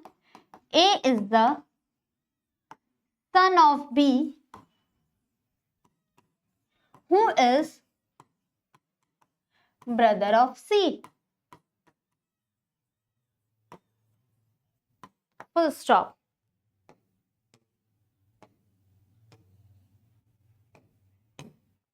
A is the son of B, आपके सामने क्या डिफाइन था? जब भी दो स्टेटमेंट के बीच में आपका वर्ड यूज हो जाए हूं, विच, हूम या फिर हूज, तो ये इसके आगे वाली जो इंफॉर्मेशन होती है वो रिप्रेजेंट करती है हमारे सेकंड एलिमेंट को। सेकंड एलिमेंट हमारा क्या है? बी, या फिर इसके नियरेस्ट एलिमेंट के, जो ये हूं है, हूं का नियरेस्ट एलिमेंट कौन है? बी। तो हूं के आगे वाली जो इंफॉर्मेशन है, हूं के जो आगे वाली इंफॉर्मेशन है वो किसके लिए डिफाइन की जा रही है स्टूडेंट्स? बी के लिए। A is the son of B who is brother of C. That's means अगर आप फ्लो फैमिली ट्री बनाने जाओगे तो A is the son of B, B का सन, तो ए सन है, सन के लिए हमने प्लस साइन, किसका सन है? बी का, तो बी ऊपर वाली जनरेशन में आएगा। अभी तक हमारे पास इंफॉर्मेशन नहीं है कि बी मेल मेंबर है या बी फीमेल मेंबर है, लेकिन जैसे हमने आगे की इंफॉर्मेशन पढ़ी, B who is brother of C, जो बी है वो भाई है किसका? सी का। इसका मतलब बी के बारे में अब इंफॉर्मेशन हमें मिल चुकी है। जो बी है, B is the brother, B who is the brother of C, और ब्रदर को हम रिप्रेजेंट करते हैं सिंगल हॉरिजॉन्टल लाइन से, तो बी भाई हो जाएगा सी के। क्या मैं यहाँ पर सी का जेंडर बता सकती हूँ? नहीं। क्यों? क्योंकि सी से रिलेटेड हमारे पास कोई इंफॉर्मेशन नहीं दी गई। Got it? दैट्स मीन्स अब पुराने वाले में देखो, यहाँ पर वर्ड यूज है हूँ और यहाँ पर वर्ड यूज है एंड। इन दो ही वर्ड की वजह से, बाकी सारी स्टेटमेंट सेम थी, इन दो वर्ड की वजह से हमारे डायग्राम पे, हमारे रिलेशन में कितना चेंज आया है ये आपको ध्यान देना है। तो सपोज करो अगर आप क्वेश्चन में गलत सॉल्व करते हो तो आपका आंसर भी गलत ही मिलेगा। तो इस चीज पर ध्यान से आपको क्वेश्चन को रीड करके उसकी लैंग्वेज को अच्छे से समझ के ही क्वेश्चन सॉल्व करना होगा। अब यहाँ पर बोला गया है, देखो यहाँ पर बी और सी का जेंडर नहीं बता सकते थे, लेकिन हमारे पास इस वाले में हम बी का जेंडर बता सकते हैं, बस सी के ही बारे में इंफॉर्मेशन नहीं मिल रही है। आई होप क्लियर हुआ होगा दोनों पॉइंट। तो ये हमारा बेसिक कॉन्सेप्ट था, इसको समझे बिना, सीखे बिना क्वेश्चन नहीं सॉल्व करते हो, या आपको बेसिक आइडिया आपके पास होना चाहिए। ठीक है, आई होप सारे जो भी आपके डाउट्स आ रहे होंगे, सारी चीज यहाँ से रिलेशन को हमने कनेक्ट कर लिया। ठीक है, कैसे कैसे हमें फ्लो डायग्राम बनाना है, जेंडर हम कब नहीं डिफाइन कर पाते, कुछ वर्ड्स ऐसे होते हैं जो हमारे स्टेटमेंट में यूज हो रहे होते हैं, उसको भी हमने डिफाइन कर लिया, और किन किन वर्ड्स जो हमें कंफ्यूज कर रहे हैं उससे हमें कैसे निजात पाना है हमने वो भी सीख लिया। तो अब बारी है टाइप नंबर 1 क्वेश्चन को सॉल्व करने की, और टाइप नंबर 1 आपका कौन सा है? Puzzle based question. Puzzle based question आपके एग्जाम में कैसे पूछे जाते हैं, आइए उनको सीखते हैं, उनकी क्या बेस्ट अप्रोच होनी चाहिए उसको सॉल्व करते हैं। तो आपका फर्स्ट क्वेश्चन स्टूडेंट ये गिवन है, क्वेश्चन नंबर वन मैं आपको सॉल्व कराती हूँ। आप इसकी बेस्ट स्ट्रेटेजी, बेस्ट अप्रोच देखेंगे कि कैसे सॉल्व करना है और एग्जाम में हमें कैसे इसको क्लिक करना है। तो आपके सामने क्वेश्चन जो गिवन है वो ये गिवन है, स्टेटमेंट को ध्यान से पढ़ना है। आपको दोनों लैंग्वेज में, मैंने दोनों फॉर्मेट में क्वेश्चन दिया हुआ है, आप आसानी से दोनों लैंग्वेज में से देख के क्वेश्चन सॉल्व कर सकते हो। पहले सीखो बोला क्या गया है। स्टेटमेंट रीड करना स्टार्ट करते हैं। P, L, T, B and N and D are 6 member of a business family. हमारे पास ये 6 मेंबर दिए गए हैं। ये 6 मेंबर जो है वो एक बिजनेस फैमिली के 6 सदस्य हैं। एक फैमिली है जिसमें ये 6 लोग आते हैं, ठीक। फिर बोला गया है N is the son of B। Information मिली, N is the son of B। अब स्टेटमेंट को पढ़ते ही हमें उसको जनरेशन ट्री में या फैमिली ट्री में कन्वर्ट कर लेना है, ठीक। N is the son of B, N सन है, तो N सन है तो सन के लिए हम प्लस साइन, और किसका सन है तो जिसका भी सन होगा वो ऊपर वाली जनरेशन में आएगा B। जो N है वो B का सन है। अब B के बाद हूँ वर्ड यूज किया है। अब इस हूँ के आगे वाली जो इंफॉर्मेशन होगी स्टूडेंट वो किस एलिमेंट के लिए होगी? अभी बताया था किसी दो स्टेटमेंट के बीच में अगर आपका वर्ड आता है हूँ, विच, हूँ और हूज, तो वो रिप्रेजेंट करते हैं सेकंड एलिमेंट को या फिर नियरेस्ट एलिमेंट को, पास वाले एलिमेंट के लिए। B who is not the mother of N, जो बी है ना वो एन की मदर नहीं है। अगर बी एन की मदर नहीं है तो बी फिर कौन हो जाएगा? फादर हो जाएगा, क्योंकि जो एन है वो बेटा है बी का। अगर बी मदर नहीं है तो बी कौन? फादर हो जाएगा ना। रिलेशन इसने घुमा के दिया।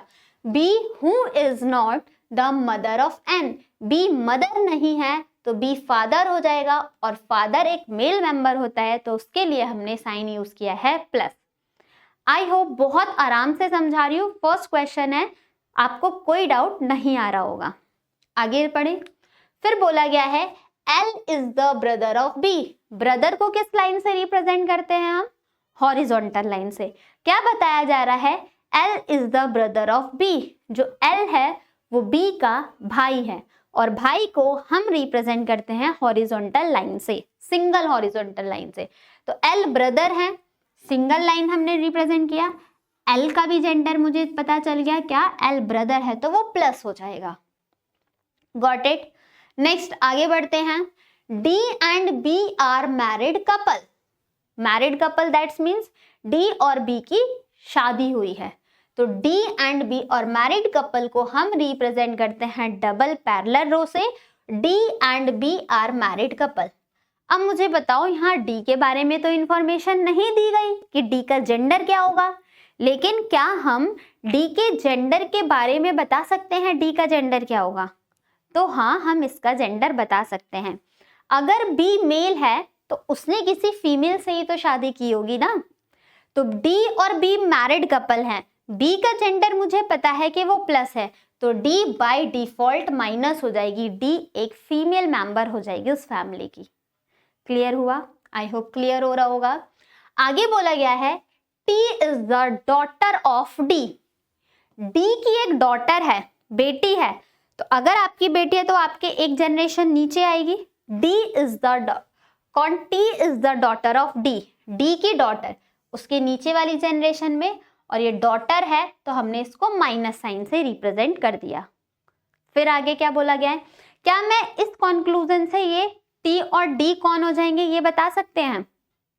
ये कुछ चीजें हमें खुद से भी कंक्लूड करनी पड़ेगी, सब कुछ स्टेटमेंट में लिख के नहीं देता है। अब देखो B और D मैरिड कपल थे, B और D मैरिड कपल थे। B का सन N और D की डॉटर T, तो ये दोनों मैरिड कपल है। इन दोनों के ही तो बच्चे हैं, और इन दोनों के ही बच्चे आपस में क्या लगेंगे? सिबलिंग। और सिबलिंग को हम रिप्रेजेंट करते हैं सिंगल लाइन से। आई होप क्लियर हो रहा होगा। चलो आगे बढ़ते हैं। D के बाद वर्ड यूज किया गया है हूँ, और हु के आगे वाली इंफॉर्मेशन किसके लिए यूज की जाती है? नियरेस्ट एलिमेंट, और नियरेस्ट एलिमेंट हमारा क्या है स्टूडेंट? डी।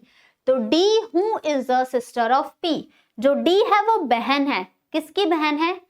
पी की। D is the sister, D बहन है किसकी? पी की। आपका क्वेश्चन का फ्लो डायग्राम बन चुका है।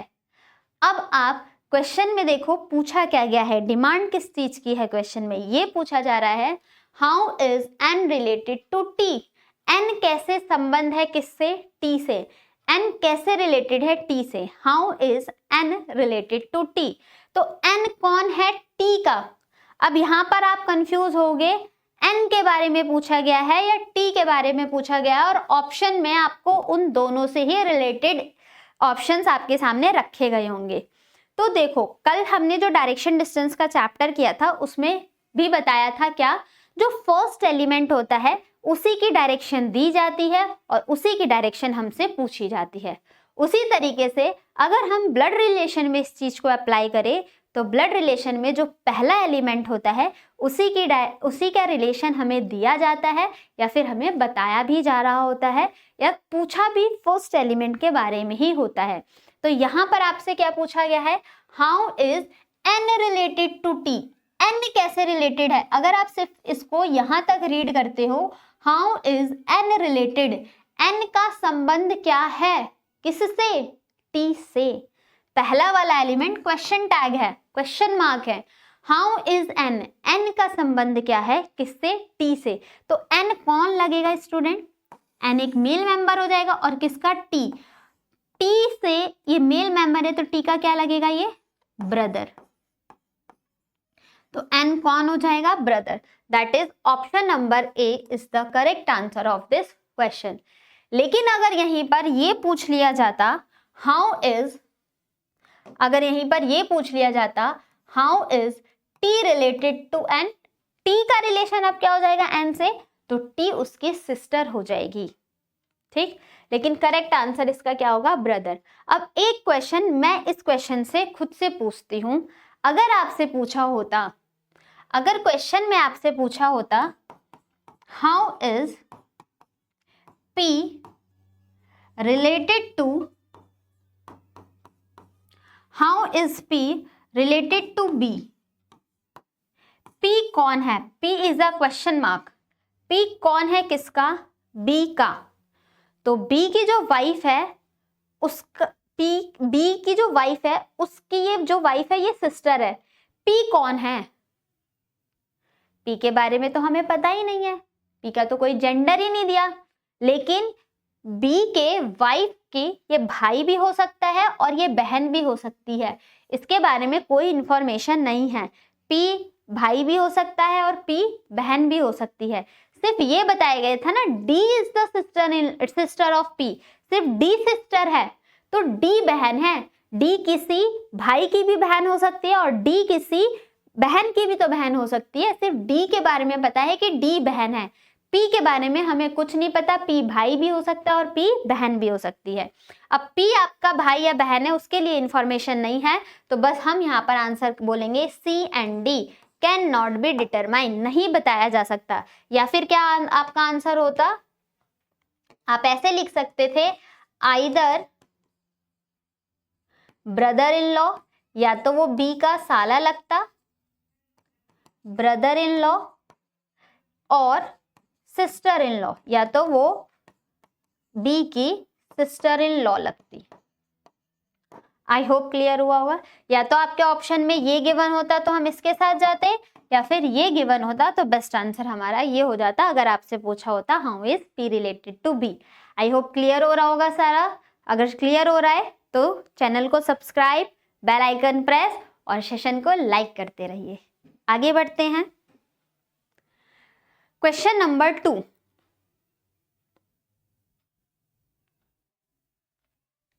क्वेश्चन नंबर 2 आइए साथ साथ सॉल्व करते हैं। क्वेश्चन नंबर 2 में स्टूडेंट क्या बताया गया है हमारे सामने, स्टेटमेंट को रीड करके फटाफट से हमें फ्लो डायग्राम बनाना होता है। Ram, Rajat, Ramesh are the 3 son of Kavita, Kavita के 3 सन हैं।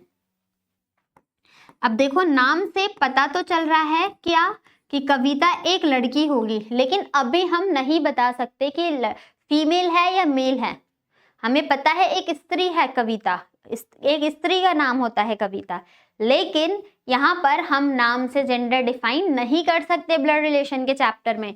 तो कविता के 3 सन हैं, तो सन उसके नीचे वाली जनरेशन में आ जाएंगे, और तीनों सन है, कौन कौन है? राम, रजत और रमेश। और ये तीनों सन है, तो मेल मेंबर, मेल के लिए हमने लगा दिया यहाँ पर प्लस साइन। तो ये तीनों आपस में क्या लगेंगे? भाई लगेंगे ना, और भाई को हम रिप्रेजेंट करते हैं सिंगल हॉरिजॉन्टल लाइन से। यहाँ तक कोई डाउट नहीं? आगे बढ़े। फिर बोला गया है Mukul is the son of Ram, Ram का एक बेटा। तो राम का बेटा उसके नीचे वाली जनरेशन में कौन है? राम का बेटा मुकुल, और मुकुल बेटा है तो हमने इसके पास प्लस साइन का यूज किया। Next statement and the most important statement of this question is that Mukul's paternal grandfather is Jay. Mukul के जो पैटर्नल ग्रैंडफादर है वो कौन है? जय है। तो मुकुल के पैटर्नल ग्रैंडफादर का क्या मतलब हुआ? पैटर्नल ग्रैंडफादर मतलब दादाजी हो गए, ठीक। तो मुकुल के पापा के जो पापा होंगे वो मुकुल के ग्रैंडफादर लगेंगे ना। मुकुल के पापा और इन पापा के भी जो पापा होंगे वो मुकुल के ग्रेट ग्रैंडफादर, वो ग्रैंडफादर लगेंगे, पैटर्नल ग्रैंडफादर। तो अब देखो मुकुल के पापा कौन है? राम, और राम के पापा जो होंगे वो मुकुल के ग्रैंडफादर लगेंगे ना। और क्या नाम है उनका? जय। और ये ग्रैंडफादर हैं तो ये कौन हो जाएंगे? प्लस। अब हम यहाँ से कुछ कंक्लूजन निकाल सकते हैं। कैसे? जय और कविता, कविता का बेटा भी राम है और जय का बेटा भी राम है, तो जय और कविता आपस में क्या हो जाएंगे? Married couple. दैट्स मीन्स कविता और जय की शादी हो गई है। जय अगर मेल मेंबर है तो अब मैं बता सकती हूँ कविता एक फीमेल मेंबर हो जाएगी, क्योंकि इससे रिलेटेड इंफॉर्मेशन हमारे पास मिल चुका है। आगे रीड करते हैं। जय हैज वन डॉटर निकिता। जय की एक बेटी भी है, कौन? निकिता। तो जय की एक डॉटर है निकिता, तो राम, रजत और रमेश की निकिता कौन हो जाएगी? बहन हो जाएगी, उनकी ही जनरेशन में आ जाएगी। रजत सन अभिराम, रजत सन, रजत का बेटा कौन? अभिराम। तो रजत ये रहा, रजत का बेटा उसके नीचे वाली जनरेशन में, और क्या नाम है उसका? अभिराम। और बेटा है तो प्लस साइन से रिप्रेजेंट किया हमने। अभिराम इज मैरिड टू रानी। अभिराम ने किससे शादी की है? रानी से। और रानी से शादी की है तो रानी हमारी एक फीमेल हो जाएगी, क्योंकि अभिराम एक मेल मेंबर है। एंड देयर डॉटर इज इना, और इनकी ही एक बेटी है जिसका नाम है इना। तो इनकी बेटी नीचे वाली जनरेशन में आ जाएगी, और बेटी है तो माइनस से रिप्रेजेंट कर देंगे। आगे स्टेटमेंट में पढ़ते हैं। Nirmala is the daughter of Nikita. Nikita की भी एक बेटी है, कौन? निर्मला। और निर्मला डॉटर है तो हमने इसके लिए माइनस साइन रिप्रेजेंट किया। क्वेश्चन आपका खत्म। पूछा क्या गया है हमसे? हाउ इज जय रिलेटेड टू इना। जय कैसे रिलेटेड है? जय का रिलेशन क्या हो जाएगा? इना से। तो जय कहाँ है? ये कौन होगा? किससे? इना से। तो जय एक मेल मेंबर हो जाएगा, और आपको सारे ही रिलेशन मेल के दिए गए हैं। लेकिन क्या? अब देखो, इना के फादर अभिराम, अभिराम के फादर रजत, तो रजत इना के कौन हो गए? ग्रैंडफादर। और रजत के भी फादर जय हैं, तो ये कौन हो गए? Great grandfather. 4 जनरेशन है ना। इना, इना के फादर अभिराम, अभिराम के father Rajat, that is grandfather हो गए इना के, और रजत के फादर जय, तो इना के जय कौन लगेंगे? हाउ इज जय? क्वेश्चन मार्क है। जय कौन है इना का? तो जय एक ग्रैंडफादर हो गया है इना का। Then correct answer of this question is great grandfather. पर दादा 4 पीढ़ी आ गई, तो रजत ग्रैंडफादर और रजत के father great grandfather, that is option number A is the correct answer of this question. I hope you are getting my points and your all concept will have to be cleared. Move question number 3, फटाफट से करते हैं।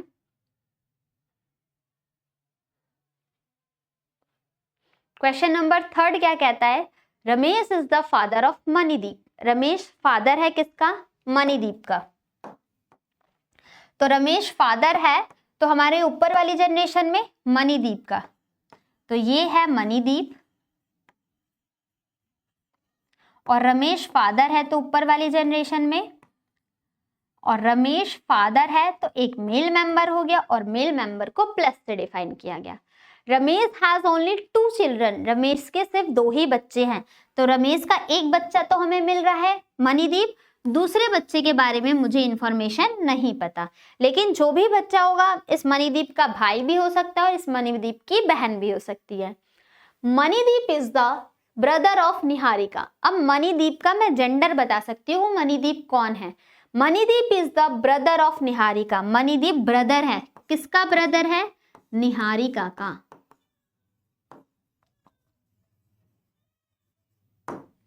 Got it? Manideep is the brother of Niharika. अब हमें रमेश के 2 बच्चे मिल चुके हैं। आगे बोला गया है Niharika is the daughter of Kavita. जो निहारिका ये डॉटर है, इसका जेंडर भी पता चल गया, ये फीमेल है, और किसकी डॉटर है student? Niharika is the daughter of Kavita. अब निहारिका कविता की डॉटर हो गई। अब आप मुझे बताओ, रमेश की डॉटर भी निहारिका और कविता की डॉटर भी निहारिका, तो रमेश और कविता आपस में क्या हो जाएंगे? Married couple, husband wife, spouse, और रमेश एक मेल मेंबर है तो कविता हमारी एक फीमेल मेंबर हो जाएगी। आगे क्या बताया गया है? Ananya is a granddaughter of Kavita. एक ये पॉइंट है और ये आपको कंफ्यूज कर सकता है। Ananya is a granddaughter of Kavita. Kavita की ग्रैंड डॉटर है अनन्या। तो देखो, अगर कविता के बेटे की बेटी हुई, ये रब कैसे हो गया? अगर कविता का बेटा मणिदीप और मणिदीप की अगर डॉटर हुई, वो भी कविता अनन्या, तो वो भी कविता की ग्रैंड डॉटर हो सकती है। और अगर कविता की बेटी हुई तो वो भी ग्रैंड डॉटर हो सकती है ना, पोती नाती कुछ भी हो सकती है ना दोनों। उसके बेटे की बेटी होगी तो भी ग्रैंड डॉटर, उसकी बेटी की बेटी होगी तो भी ग्रैंड डॉटर। तो हमें नहीं पता अनन्या अभी किसकी डॉटर है, मणिदीप की डॉटर है या निहारिका की, ये नहीं बताया गया। तो हम इस चीज को स्किप करते हैं, आगे इसको रिलेट कर लेंगे। बता दिया गया Sujit is the father of Ananya. Sujit father हैं अनन्या के, तो क्या अनन्या मणिदीप की डॉटर हो सकती है? ये डिफाइन है, सुजीत फादर हैं, जो सुजीत हैं ये फादर हैं, किसके फादर हैं? अनन्या के। तो ये सुजीत मेल मेंबर है ना, तो क्या मेल की मेल से शादी हो सकती है? नहीं हो सकती ना। तो निहारिका की शादी हमने किससे कराई है? सुजीत से, और सुजीत की बेटी कौन? अनन्या। और ये बाय डिफॉल्ट अपने आप ही जो अनन्या है ये क्या हो जाएगी? अनन्या कविता की ग्रैंड डॉटर हो जाएगी। ये स्टेटमेंट आपका फुलफिल हो गया। Ananya is a granddaughter of Kavita. जो अनन्या है वो ग्रैंड डॉटर है किसकी? कविता की। आपसे क्वेश्चन डायग्राम आपका बन चुका है। आपसे क्वेश्चन में क्या पूछा गया है student? How is Sujit related to Manideep? Sujit कैसे रिलेटेड है? Question mark. सुजीत कौन है? किसका? मणिदीप का। तो मणिदीप की निहारिका कौन है? बहन, और बहन का हस्बैंड क्या लगेगा? जीजा, और जीजा को क्या बोलते हैं हम इंग्लिश में? Brother in law. सुजीत कैसे रिलेटेड है? मणिदीप की बहन, और बहन का हस्बैंड है तो मणिदीप का क्या लगेगा? वो जीजा, that is brother in law. Option number B. ठीक, आगे बढ़े। इंग्लिश इसमें हो जाएगा हिंदी में बहनोई। ठीक, बी और हिंदी के according option number C. I hope clear हुआ होगा। नेक्स्ट क्वेश्चन पे बढ़े। Question number 4। There are 2 couple in a family. एक फैमिली है जिसमें 2 कपल हैं। There are 2 couple in a family. एक फैमिली है स्टूडेंट हमारे पास, और उसमें कितने मेंबर हैं? 2 मैरिड कपल हैं, 2 जोड़े हैं, शादीशुदा जोड़े हैं। Madhurima is the wife of Om Prakash. Relate करें, जो मधुरिमा है, Madhurima is the wife of, किसकी वाइफ है? ओम प्रकाश की। तो अगर मधुरिमा वाइफ हुई तो ओम प्रकाश कौन हो जाएगा? एक मेल मेंबर, उसका हस्बैंड हो जाएगा। ठीक। फिर बोला गया है ओम प्रकाश हूं, जो ओम प्रकाश है, who is a brother of Mani. Om Prakash भाई है किसका? मनी का। और भाई को रिप्रेजेंट करते हैं सिंगल लाइन से, ये मनी का भाई है। अब मनी एक फीमेल भी हो सकती है, मनी एक मेल भी हो सकता है, हमें नहीं पता। फिर बोला गया Pinky is the daughter of Komali. Komali की एक डॉटर है पिंकी, साइड में स्टोर कर लेते हैं। कोमली है और कोमली की एक डॉटर, बेटी है, तो उसके नीचे वाली जनरेशन में क्या नाम है? पिंकी। और ये एक फीमेल हो जाएगी। फिर क्या बताया गया है? Urmila is the sister of Sanju. Urmila sister है संजू की। क्या हमारे पास उर्मिला और संजू के बारे में अभी कोई इंफॉर्मेशन है? नहीं है। तो इस स्टेटमेंट को आगे रीड करते हैं। Sanju who is a son of Om Prakash. अब हमारे पास इंफॉर्मेशन मिली क्या? ओम प्रकाश का सन, ओम प्रकाश का सन कौन है? संजू। और ये सन है तो ये कौन हो जाएगा? Plus member. Om Prakash is the son of Sanju who is the son of Om Prakash. Om Prakash का सन संजू। अब संजू मिल गया तो हम उर्मिला को भी रिलेट कर सकते हैं। कैसे? बोला गया है Urmila is the sister of Sanju, और संजू की सिस्टर है। सिस्टर को सिंगल हॉरिजॉन्टल लाइन से रिप्रेजेंट करते हैं और उसका नाम क्या है स्टूडेंट? उर्मिला। और उर्मिला एक सिस्टर है, दैट मीन्स वो एक फीमेल मेंबर हो जाएगी। आगे बोला गया है Tarun is a son of Mani, Mani who is a male. अब पता चला जो मनी है, मनी का जेंडर क्या हो जाएगा? मनी आपका मेल मेंबर हो जाएगा। मनी आपका मेल मेंबर, और मेल मेंबर के लिए मैंने प्लस लगाया है। Mani who, Tarun is a son of Mani. अब मनी का भी एक बेटा है जिसका नाम है क्या? तरुण। आपको स्टूडेंट एक एक स्टेटमेंट ना सोच समझ के दी जाती है। जैसे यहाँ पर बोला गया था there are 2 couple in a family. क्या आपको इस डायग्राम में 2 कपल दिख रहे हैं? नहीं। और ये भी स्टेटमेंट थी कोमली हैज 2 चिल्ड्रन, कोमली के 2 बच्चे हैं। आपके पास तो कोमली के अभी 2 बच्चे भी नहीं दिखे। अब कैसे रिलेट करेंगे? हमारे पास इस पॉइंट को मुझे कनेक्ट करना है अपने मेन डायग्राम से। तो उस 2 पॉइंट को कनेक्ट करने के लिए मुझे आगे इंफॉर्मेशन यहाँ पर पहले से ही डायरेक्शन में गिवन है कि इस फैमिली मेंबर में 2 मैरिड कपल हैं। तो अगर मनी की शादी कोमली से करा दी जाए तो 2 मैरिड कपल मिल गए, और मनी एक मेल मेंबर है तो कोमली फीमेल मेंबर हो जाएगी, माइनस, और कोमली के 2 बच्चे थे, और मुझे यहाँ पर इंफॉर्मेशन पता चल रही है कि कोमली की एक बेटी है जिसका नाम क्या है? पिंकी। अब देखो ये भी स्टेटमेंट अपने आप फुलफिल हो गई ना कि कोमली के 2 चिल्ड्रन हैं। कैसे? कोमली और मनी स्पाउस है, मनी का सन तरुण, तो ये कोमली का भी तो सन हो जाएगा। अब कोमली के 2 बच्चे हो गए, सारी स्टेटमेंट फुलफिल हो गई, सब चीज हमने सेटिस्फाई करा दिया, डायग्राम कंप्लीट। क्या पूछा गया हमसे? क्वेश्चन की डिमांड क्या है? How is Madhurima is related to Komali. Madhurima कौन है? Question tag how is Madhurima. Madhurima कौन है किसकी? कोमली की कौन है? तो अब देखो ओम प्रकाश और मनी भाई भाई, 2 भाई भाई हैं और उनकी वाइफ। तो दोनों भाइयों की जो वाइफ है वो आपस में क्या लगेंगी? देवरानी जेठानी। अब कौन देवरानी कौन जेठानी? हिंदी में नहीं, हमसे एक ही वर्ड आंसर मिलेगा, that is sister in law. Sorry, ये आपस में क्या लगेंगी? सिस्टर इन लॉ लगेंगी। मधुरिमा कैसे रिलेटेड है कोमली से? तो मधुरिमा हो जाएगी आपकी sister in law. Got it? इस तरीके से हमें क्वेश्चंस को सॉल्व करना होता है। Let's move on question number 5।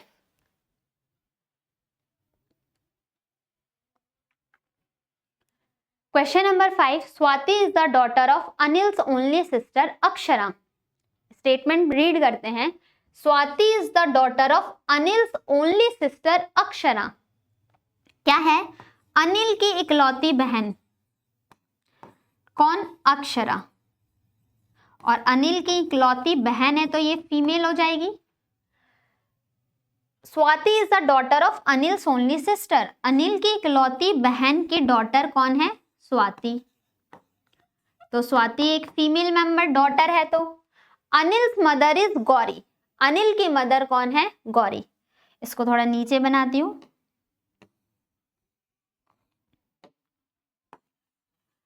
Anil की सिस्टर अक्षरा और अक्षरा की डॉटर कौन? स्वाति।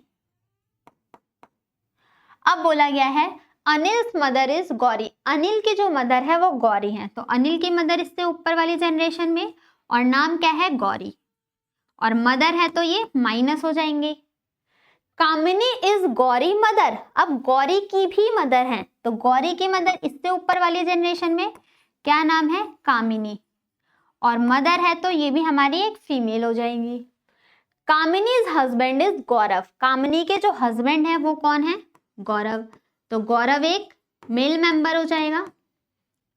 फिर बोला गया है Poonam is the mother in law of Gaurav. अब जो पूनम है वो गौरव की मदर इन लॉ है। दैट्स मीन्स जो गौरव है, गौरव की जो वाइफ है, उस वाइफ की मदर गौरव की मदर इन लॉ लगेगी। दैट्स मीन्स गौरव की जो वाइफ है और इस वाइफ की जो मदर है वो गौरव की मदर इन लॉ लगेगी, और उनका नाम क्या है? पूनम। और ये हमारे पास मदर इन लॉ है तो ये भी माइनस हो जाएंगी। क्वेश्चन में क्या पूछा गया है? How is Swati related to गौरव।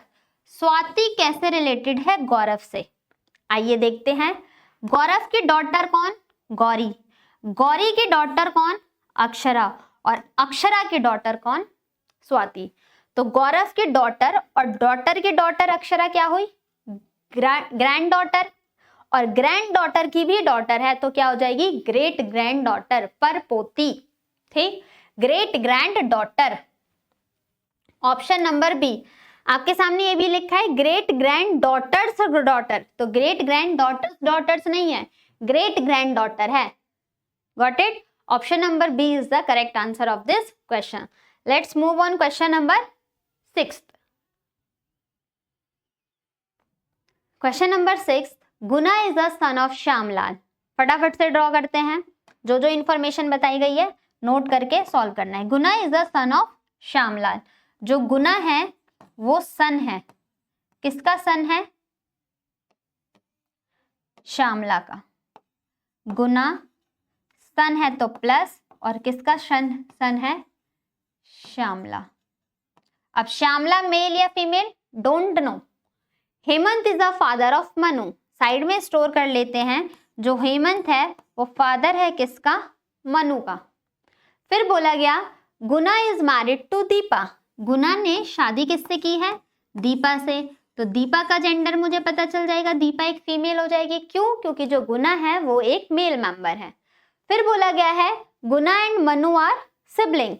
गुना और मनु सिबलिंग है, दैट्स मीन्स सगे भाई बहन है। तो गुना और ये मनु।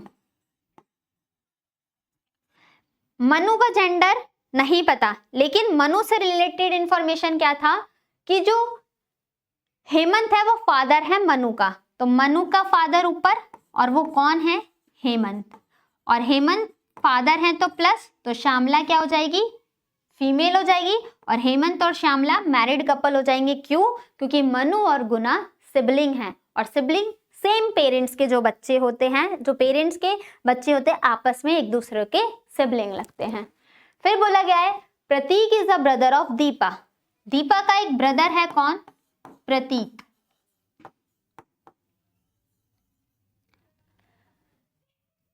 प्रतीक इज द फादर ऑफ कल्कि। आगे इंफॉर्मेशन, सॉरी ये इंफॉर्मेशन था, ये Shyamala has only one son, ये इंफॉर्मेशन नहीं है, यहाँ पर गिवन है Shyamala has only one son. Shyamala का सिर्फ एक बेटा है, और वो बेटा कौन है? गुना। तो मैं यहाँ पर मनु बता सकती हूँ। देखो सिर्फ वन सन बोला गया था,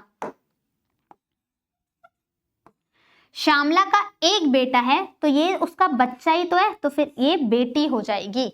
ओनली सन है तो बाकी बचे हुए बच्चे उसके बेटे हो जाएंगे, डॉटर हो जाएगी। रोशन इज द सन ऑफ गुना। गुना का भी एक सन कौन आया है आपके सामने? रोशन। और रोशन का जेंडर क्या हो जाएगा हमारे सामने? प्लस। फिर बोला गया है Prateek is the father of कल्कि। प्रतीक जो है वो फादर है, प्रतीक ब्रदर था यहाँ पर, और अब हमें पता चला प्रतीक फादर है किसका, कल्कि का, और कल्कि का जेंडर अभी हमारे पास नहीं given. Jatin is the son of Manu. Manu का भी एक सन है हमारे पास, मनु का भी एक सन है, कौन, Jatin. Jatin is the son of Manu. Prateek has no daughter. Prateek की कोई डॉटर नहीं है, तो प्रतीक का जो ये कल्कि है ये कौन हो जाएगा, सन हो जाएगा। ठीक है, आगे बोला बस कुछ नहीं है, क्वेश्चन खत्म। How is Hemant related. Hemant कैसे रिलेटेड है, किससे, रोशन फादर से। रोशन के फादर से कैसे रिलेटेड है, क्वेश्चन के पूछने का तरीका घुमाया गया है आपके सामने। How is Hemant related to Roshan father. Hemant कैसे रिलेटेड है, क्वेश्चन मार्क, रोशन के फादर से। तो रोशन के फादर स्टूडेंट कौन, गुना, और गुना से हेमंत कैसे रिलेटेड है, गुना से पूछा गया है, गुना से हेमंत का रिलेशन क्या है, तो हेमंत कौन हो जाएगा, फादर, किसका, रोशन के फादर का। That is a is the correct answer of this question. Let's move on question number 7। A family consist of 6 member. एक फैमिली में 6 सदस्य हैं। क्या बताया गया है, Surendra is the son of Revanth. जो सुरेंद्र है वो सन है रेवंत का, तो सुरेंद्र सन है किसका, प्लस किसका सन है, रेवंत का। फिर बोला गया है Pranavi is the wife of Revanth. Revanth की वाइफ है कौन, प्रणवी, तो प्रणवी वाइफ है तो फीमेल, तो रेवंत कौन हो जाएगा, मेल मेंबर। युगल is a brother of Revanth. Revanth का एक भाई है, भाई को सिंगल लाइन से, और कौन है वो भाई, युगल, और युगल भाई है तो प्लस साइन लगा दिया हमने। Kundan is the daughter of Pranavi. Pranavi की एक डॉटर है कौन, कुंदन, तो कुंदन और सुरेंद्र आपस में सिबलिंग हो जाएंगे। फिर बोला गया है Janardan is a brother of Pranavi. Pranavi का भी एक भाई है कौन, Janardan. Question of the demand of the question is that how many children does Pranavi have. Pranavi के कितने बच्चे हैं, प्रणवी के कितने बच्चे दिख रहे हैं, एक सुरेंद्र और दूसरा कुंदन, तो 2 बच्चे हैं। Option number C is the correct answer of this question. I hope आपको क्लियर हो रहा होगा। लेट्स मूव क्वेश्चन नंबर 8 पर। क्वेश्चन नंबर 8 आपका क्या कहता है, B and D are cousin brother. B और डी कजन ब्रदर हैं, B and D are cousin brother. B और जो डी है वो कजन ब्रदर है। अब कजन ब्रदर से क्या डिफाइन होता है कि दोनों के जो पेरेंट्स होंगे वो अलग अलग होंगे। बी और डी भाई तो हैं, लेकिन कैसे भाई हैं, कजन ब्रदर। अगर यही सिबलिंग बोला होता तो सेम पेरेंट्स होते, लेकिन बी और डी कजन ब्रदर हैं तो दोनों के पेरेंट्स डिफरेंट होंगे। तो बी और डी भाई हैं, लेकिन इसके पेरेंट्स और इसके पेरेंट्स डिफरेंट होंगे। फिर क्या बोला गया है, A is the father of B. B के फादर कौन हो गए हमारे पास, ए, और ए एक मेल मेंबर हो जाएगा। एंड द अंकल ऑफ सी। देखो 2 स्टेटमेंट के बीच में एंड वर्ड यूज किया है, तो एंड के आगे वाली इंफॉर्मेशन किसके लिए, फर्स्ट एलिमेंट, और फर्स्ट एलिमेंट हमारा कौन है स्टूडेंट, ए। तो जो ए है ये अंकल है सी का, तो जो अंकल है सी का दैट्स मीन्स इसके पेरेंट अलग, तो ये मान सकते हैं सी यहां पर होगा तो ये अंकल लगेगा। ठीक, फिर देखते हैं see who is the sister of D. जो सी है वो बहन है किसकी, डी की। बहन को हमने सिंगल लाइन से रिप्रेजेंट कर दिया।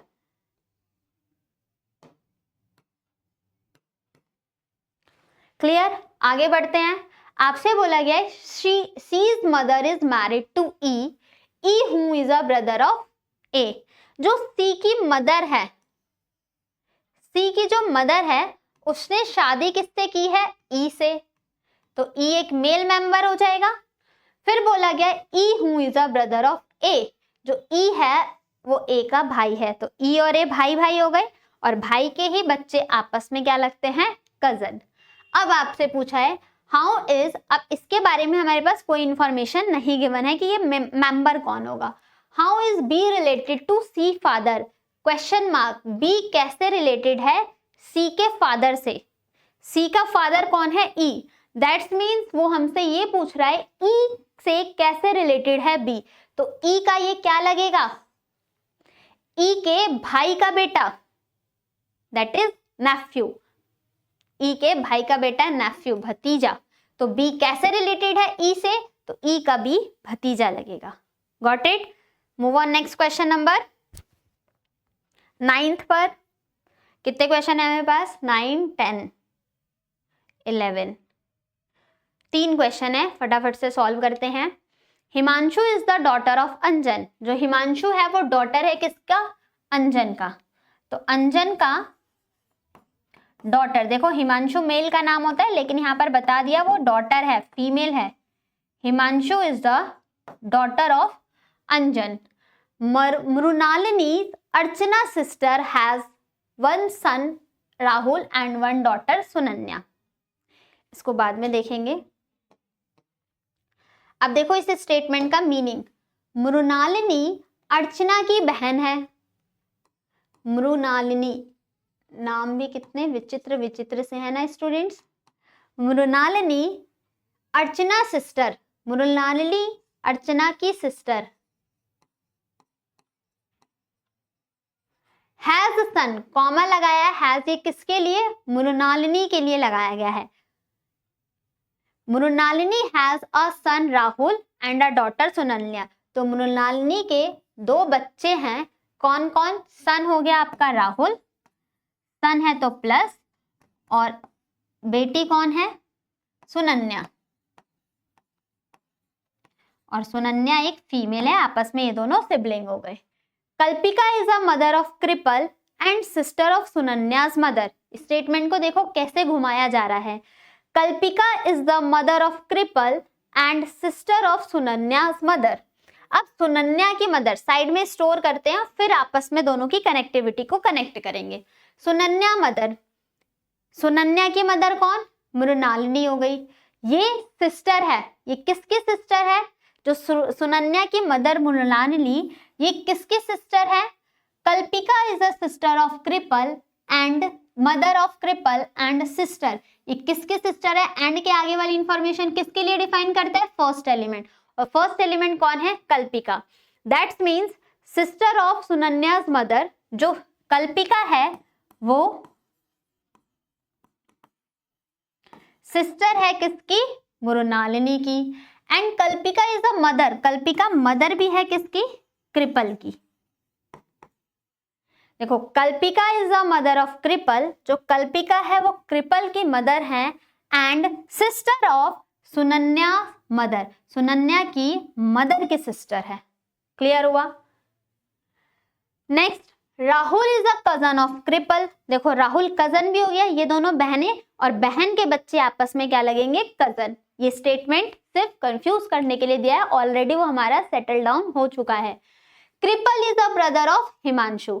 अब कृपल का जेंडर पता चला, कृपल ब्रदर है किसका, हिमांशु का, और हिमांशु एक डॉटर थी, किसकी डॉटर थी, फर्स्ट स्टेटमेंट में बताया गया था, हिमांशु डॉटर है अंजन की।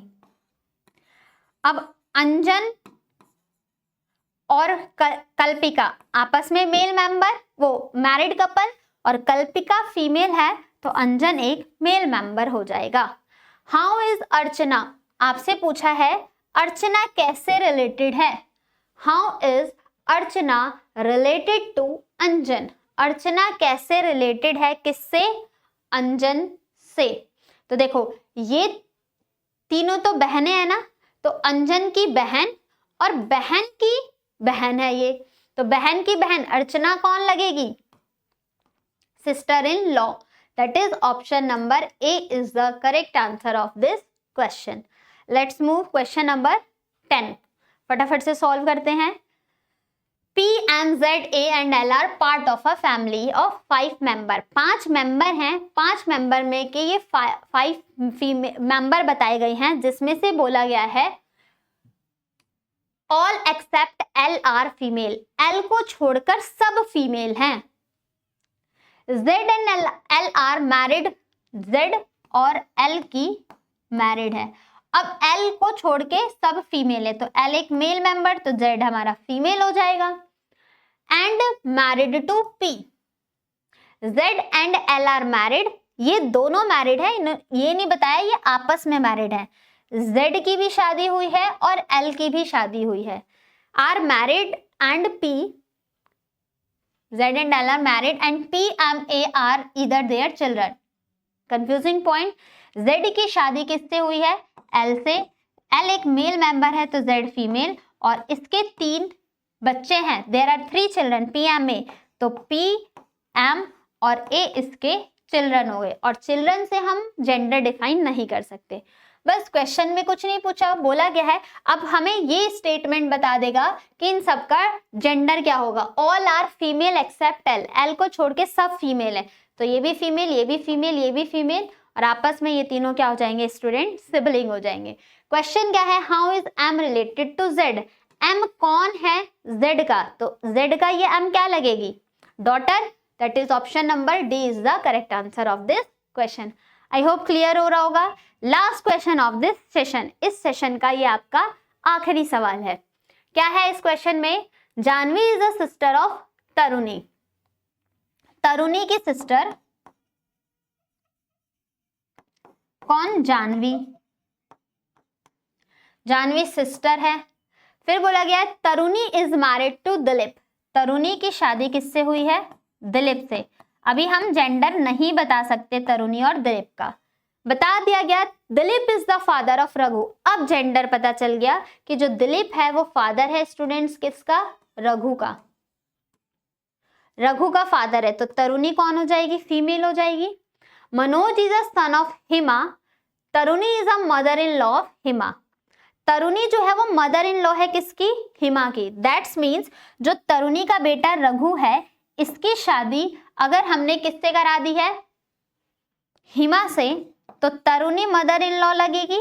और हिमा के लिए क्या बोला है? Manoj is a son of Hima. अब इनका एक सन है कौन? मनोज, तो ये इसकी नीचे वाली जनरेशन में आ जाएगा। आई होप आपको ये विजिबल होगा।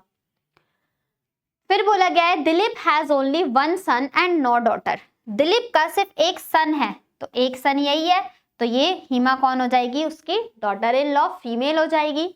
Janvi is married to Varun, Janvi की शादी किससे हुई है? वरुण से, तो वरुण एक मेल मेंबर हो गया। लेखा इज वरुण्स डॉटर, वरुण की डॉटर कौन है? लेखा, तो लेखा एक फीमेल हो जाएगी। फिर क्या बताया गया है? हाउ इज जानवी सिस्टर, तो जानवी की सिस्टर कौन? तरुणी। ये कैसे रिलेट है? मनोज के ग्रैंडफादर से, तो मनोज का ग्रैंडफादर कौन? दिलीप, तो दिलीप की तरुणी कौन लगेगी? Wife. That is option number B is the correct answer of this question. I hope आपको ये चीजें समझ में आई होगी। आज का सेशन यहीं पर रखते हैं। थैंक यू क्लास, इतने पेशेंसली और इतने पेशेंस के साथ, कोऑर्डिनेशन के साथ सीखने के लिए। पूरी गारंटी है कि ब्लड रिलेशन का पार्ट नंबर 1 और पजल बेस्ड क्वेश्चन को कैसे सॉल्व करना होता है, क्या अप्रोच होती है और उसके बेसिक कॉन्सेप्ट क्या थे, वो आपको पसंद आया होगा।